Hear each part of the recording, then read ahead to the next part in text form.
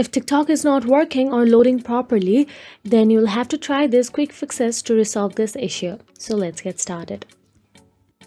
Firstly, check your internet connection. If you are on Wi-Fi, try switching to mobile data or vice versa. If your internet is slow, restart your router and try again. After you do so, check if TikTok is down. Search on Google to see if TikTok is experiencing any issues globally, because this might also affect on working and loading problem. Now, the other option is go to the App Store in iPhone or Google Play Store in Android and search for TikTok in the search address bar.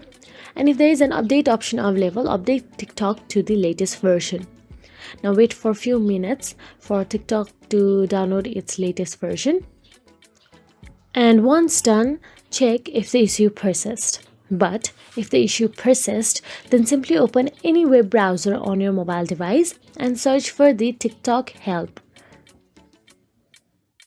Once you tap on the TikTok Help Center, you will get to see the boxes available there. Now all you have to do is fill up your problem and describe your issue and even provide the screenshot for it, and TikTok will review it and mail you as soon as possible.